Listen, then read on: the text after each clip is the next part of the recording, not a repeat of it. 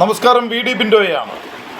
പ്രിയമുള്ളവരെ, കാർഷിക മേഖലയിൽ വന്യമൃഗങ്ങളുടെ വിളയാട്ടം നടത്തുന്നത് ഒരു നിത്യ സംഭവമായി മാറിക്കൊണ്ടിരിക്കുകയാണ്.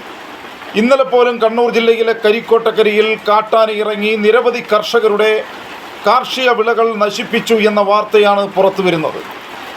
നമുക്കറിയാം, ആദ്യമെല്ലാം കാട്ടാനയുടെ വിളയാട്ടം അല്ലെങ്കിൽ കാട്ടാന കൃഷി നശിപ്പിക്കുന്നു, കാട്ടാന മനുഷ്യരെ കൊല്ലുന്നു എന്നുള്ളതൊക്കെ നാം കേട്ടത് വയനാട് ജില്ലയിലും അതുപോലെ തന്നെ ഇടുക്കി ജില്ലയിലുമൊക്കെയാണ് നാം കേട്ടുപരിചയമുള്ളത്.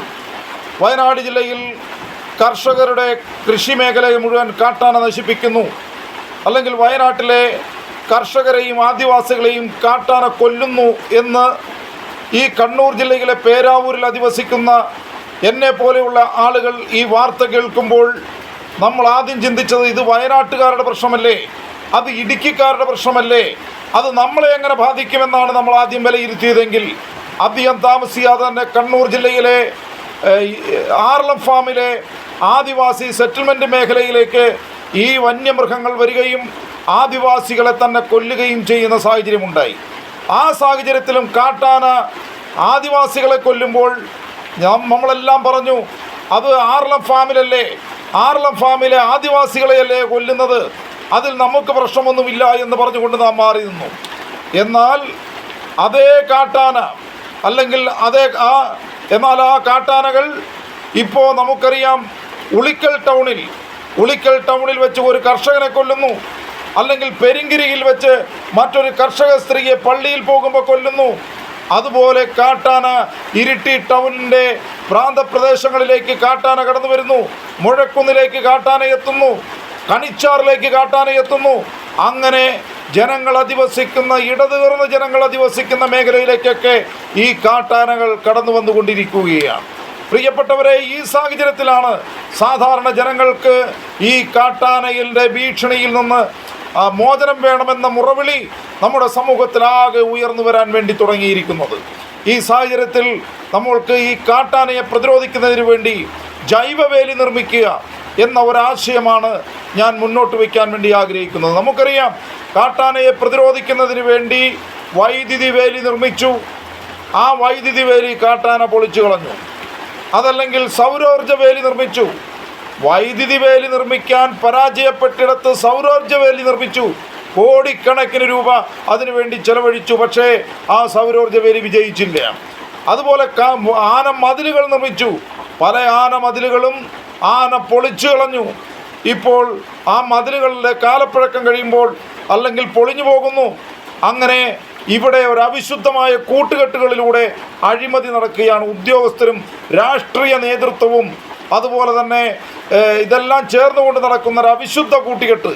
അങ്ങനെ അഴിമതിയുടെ വിളനിലമായി ഈ വന്യമൃഗങ്ങളെ പ്രതിരോധിക്കാനെന്ന പേരിൽ നടത്തുന്ന പ്രവർത്തനങ്ങളൊക്കെ അഴിമതിയിൽ മുങ്ങി താന്നുകൊണ്ടിരിക്കുകയാണ്. ഈ സാഹചര്യത്തിൽ ഞാൻ വയ്ക്കുന്ന ഒരു നിർദ്ദേശം ജൈവവേലി നിർമ്മിക്കണം എന്നുള്ളതാണ്. ജൈവവേലി എന്ന് പറഞ്ഞു കഴിഞ്ഞാൽ നമുക്കറിയാം, തേനീച്ചയെ വളർത്തുന്നതിന് വേണ്ടി, നല്ല കുത്തുന്ന ഈച്ചയെ വളർത്തുന്നതിന് വേണ്ടി വനാതിർത്തിയോട് ചേർന്ന് കിടക്കുന്ന കർഷകർക്ക് ഈ തേനീച്ചയെ നൽകിക്കഴിഞ്ഞാൽ അത് സൗജന്യമായിട്ട് കൊടുക്കണം, സബ്സിഡി ആയിട്ട് കൊടുത്താൽ പോരാ. വനാതിർത്തിയോട് ചേർന്ന് കിടക്കുന്ന കർഷകർക്ക് ഈ തേനീച്ചയെ വളർത്താനുള്ള ട്രെയിനിങ് കൊടുക്കുക. അതിനോടൊപ്പം തന്നെ ട്രെയിനിങ് കൊടുക്കുന്നതിനോടൊപ്പം തന്നെ ഈച്ചയും തീറ്റയുമൊക്കെ സൗജന്യമായി കൊടുക്കുക. അങ്ങനെ സൗജന്യമായി കൊടുത്തിട്ട് ആ തേനീച്ചയെ വളർത്തുമ്പോൾ ഈ കാട്ടാന അങ്ങോട്ട് വരാതിരിക്കും. മാത്രമല്ല, ഈ തേനീച്ചയുടെ തേനും അതുപോലെ തന്നെ ഇതിൻ്റെ മെഴുകും അത് വിൽക്കാൻ കർഷകർക്ക് സാധിക്കും. അതിനോടൊപ്പം തന്നെ കർഷകരുടെ കയ്യിൽ നിന്ന് ഈ തേനും മെഴുകും ഗവൺമെൻറ് സംഭരിക്കുകയാണെങ്കിൽ ഗവൺമെൻറ്റിന് അത് എക്സ്പോർട്ട് ചെയ്യാൻ വേണ്ടി സാധിക്കും. അങ്ങനെ ഗവൺമെൻറ് എക്സ്പോർട്ട് ചെയ്താൽ കർഷകർക്ക് നല്ലൊരു തൊഴിലവസരം കൂടി ഈ മേഖലയിൽ സൃഷ്ടിക്കാനും അതുപോലെ തന്നെ നല്ലൊരു വരുമാന മാർഗം ഉണ്ടാക്കിയെടുക്കാനും വേണ്ടി സാധിക്കും. അതുകൊണ്ട് അടിയന്തരമായി ഈ കാട്ടാനയിൽ നിന്ന് രക്ഷ നേടുന്നതിന് വേണ്ടി തേനീച്ച വേലി നിർമ്മിക്കാൻ, ജൈവവേലി നിർമ്മിക്കാൻ ഈ കേരളത്തിലെ ഗവൺമെൻറ് മുൻകൈ എടുക്കണം എന്ന് അഭ്യർത്ഥിക്കാൻ ഞാൻ ഈ ഘട്ടം ആഗ്രഹിക്കുകയാണ്. നല്ല മൂളുന്ന ഈച്ചയെ, നല്ല കുത്തുന്ന ഈച്ചയെ കർഷകർക്ക് വളർത്താൻ വേണ്ടി കൊടുത്തു കഴിഞ്ഞാൽ അത് കർഷകർ വളർത്തും എന്ന് മാത്രമല്ല, ആ ഈച്ച ആനയുടെ ചെവിയിലോ ആനയുടെ തുമ്പിക്കൈയിലോ ആനയുടെ കണ്ണിലോ ഒക്കെ കുത്തുമെന്ന ഭയം കൊണ്ട് ഈച്ച മൂളുന്ന വഴിക്ക് പോലും ആന വരില്ല എന്ന് ശാസ്ത്രീയമായി തെളിയിക്കപ്പെട്ടിരിക്കുന്നു. ആദ്യ പരീക്ഷണത്തിൽ തന്നെ ഇത് പാലക്കാട് തെളിയിച്ചതാണ്. പാലക്കാട് കർഷകർ അത് പരീക്ഷിച്ചിട്ടുണ്ട്, വയനാട്ടിൽ പരീക്ഷിച്ചിട്ടുണ്ട്, ഇടുക്കിയിൽ പരീക്ഷിച്ചിട്ടുണ്ട്. പക്ഷേ നമ്മുടെ ഗവൺമെൻറ് ഇതിനു വേണ്ട പ്രോത്സാഹനങ്ങൾ കൊടുക്കുന്നില്ല. നമ്മുടെ ഗവൺമെൻറ് ഈച്ച കൊടുക്കുന്നില്ല, പെട്ടി കൊടുക്കുന്നില്ല, തീറ്റ കൊടുക്കുന്നില്ല. അപ്പോൾ ഇതെല്ലാം നൽകി കർഷകർക്ക് അനുകൂലമായ വിധത്തിലുള്ള ജൈവവേലി നിർമ്മിക്കുന്നതിന് വേണ്ടിയിട്ടുള്ള പ്രോത്സാഹനം നൽകണം എന്ന് അഭ്യർത്ഥിക്കാൻ ആഗ്രഹിക്കുന്നു. നമസ്കാരം.